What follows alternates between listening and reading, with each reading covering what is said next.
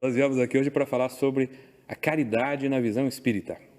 Isso mesmo. A primeira pergunta que eu faço a você é o que é caridade, Cláudio? É muito importante. Kardec vai tratar desse tema em várias obras, principalmente o Livro dos Espíritos, porque é um tema fundamental para todos nós. E ele vai dar uma caracterização de caridade que difere muito daquilo que a gente encontra nos dicionários.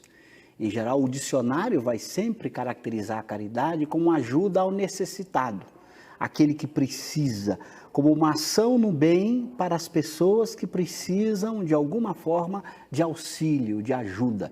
Então, é um conceito bem restrito, o conceito de caridade do dicionário. Na visão espírita, o conceito é muito mais amplo. Claro que quem ajuda a pessoa, quem faz o bem, também está praticando caridade, mas a caridade não se esgota nisso, ela é muito mais do que simplesmente ajudar alguém. Então, pelo que você fala aí, há uma diferença entre fazer o bem e ser caridoso, é isso mesmo? Uma diferença muito grande, que a gente podia pensar assim, a pior situação possível é quando o sujeito faz o mal. Então, a gente deve evitar fazer o mal, por duas razões. Além de fazer mal à pessoa, você cria um processo de provas e expiações para você. Se você não reparar esse mal nessa existência, você vai ter que reparar numa outra. Então, fazer o mal é a pior hipótese. Então, você poderia dizer, bom, então vamos fazer o bem. Fazer o bem seria a hipótese melhor. Mas na visão espírita, fazer o bem não basta. Porque é necessário você fazer o bem de determinada maneira, de certa forma de fazer o bem, que os espíritos definem como de forma desinteressada. A caridade é fazer o bem desinteressadamente. Isso tem um nome? Tem, isso chama-se virtude, por isso ela é uma virtude. Por exemplo, se eu ajudo uma pessoa, vejo que às vezes acontece em época de eleição, quando um político distribui cesta básica, ou ele distribui algum benefício para a população. Claro que ele está fazendo o bem, ele está distribuindo cesta básica para quem precisa, mas não está fazendo isso desinteressadamente. Se há o interesse de com isso conquistar o voto, ele está fazendo bem, mas não está sendo caridoso, não está sendo virtuoso. Ou seja, o bem tem que ser feito pelo ardor natural do coração, como uma emoção profunda de desejo do bem, e não simplesmente por algum tipo de motivo de fora, por algum interesse material ou moral que estivesse envolvido. Então, essa é uma diferença importante, quer dizer, quem pratica a caridade faz o bem de uma forma especial, faz o bem, como diz Kardec, com o ardor natural do coração, e não fazendo cálculo, pensando o que ele vai ganhar com o bem que ele realizou. Embora seja o bem, isso não seria o ideal, isso não seria uma virtude? Não, seria o bem, mas não uma virtude. Aí que está a grande diferença. Você pode fazer o bem de várias maneiras. Em geral, você pode até começar a aprender a fazer o bem por interesse, por algum tipo de cálculo. Eu estou fazendo o bem para poder conquistar determinada coisa, para me dar bem na vida, para ganhar certo prestígio social. Você está fazendo bem, mas ainda não é virtuoso. Ou seja, para que você seja virtuoso e, portanto, pratique a caridade, você tem que mudar a forma de fazê-lo. Você tem que fazer com o coração voltado ao bem, sem fazer conta, sem ficar analisando o benefício que você pudesse ganhar a partir do bem que você realizou. Então, enquanto o coração não participa de forma profunda, o bem está sendo feito. É melhor fazer o bem do que fazer o mal. Mas não basta. A gente diz, fazer o bem é necessário, mas não é suficiente. É preciso fazê-lo também desinteressadamente. A isso que se chama, Cosme, beneficência, é isso? Na verdade, a beneficência é quando você faz o bem. Por isso que para o Espiritismo uma diferença muito grande entre a beneficência, que é fazer o bem, da benevolência, que é uma das virtudes que compõe a caridade. Benevolência é desejo, vontade do bem. Beneficência é ação no bem. Então, para dar um exemplo para ficar claro, eu posso fazer o bem sem que o meu desejo profundo esteja envolvido. Eu fiz o bem por algum interesse, para conseguir alguma coisa, para ganhar um prestígio social ou para conquistar alguma outra coisa. Então, eu fiz o bem, fui beneficente. Mas será que eu fui benevolente? Ou seja, será que o meu desejo profundo do bem estava dentro de mim ou era outro interesse que me moveu? Quer dizer, me impulsionou. Por que eu fui impulsionado? Pelo interesse ou pelo desejo natural do bem? Na benevolência é o desejo que está presente. Quem deseja o bem, quando a oportunidade se faz, ele realiza o bem. Mas nem sempre quem realiza o bem está desejando o bem. Ele está, às vezes, fazendo por outras coisas. Ele deseja outras coisas. O bem era apenas um meio para ele conquistar outras coisas. Mas você considera que o caminho para a aquisição dessa virtude, por excelência, né, a benevolência, ele passa pela beneficência? Ou seja, a pessoa fazendo bem ainda que não tenha o desejo profundo de fazer, um dia ela chegará a automatizar essa virtude? Se ela se abrir para isso, sim. Aí que está o grande segredo da ação do bem. Você vai praticando, por exemplo, a pessoa vai distribuindo, atendendo ao necessitado numa distribuição de sopa, na distribuição do alimento ou na distribuição do agasalho. Ela pode começar a fazer isso por algum interesse. Não, eu vou fazer isso porque aí eu vou ganhar uma assistência de lá, eu vou ser protegida de determinada maneira. Então ela começa, às vezes, com esses interesses. É assim mesmo, é importante que ela comece, mas ela tem que abrir o coração para que a alegria do bem penetre o seu mundo íntimo, para que o ardor natural do seu coração comece a ter a participação mais forte em sua vida. Então ela vai começar pelo interesse, vai descobrindo que o interesse é tão pequeno, daqui a pouco ela nem mais faz cálculo, ela nem mais pensa no que ela vai ganhar. Ela sente tanta alegria, tanto prazer em fazer o bem, que o bem se torna agora natural no seu mundo interior. Aí ela vira caridosa. Antes ela era beneficente, ela foi evoluindo para a benevolência. E esse é o caminho mesmo. A gente não espera que a gente já nasça sendo benevolente.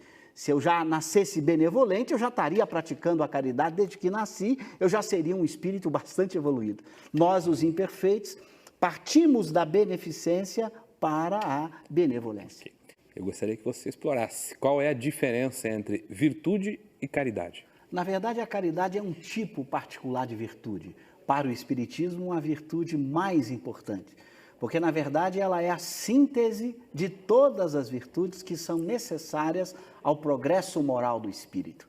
Então, ela tem da virtude a marca essencial do desinteresse. Só há virtude se houver desinteresse. Então, como eu disse, a gente nunca pode definir a virtude pelo bem a ser feito. É muito pouco.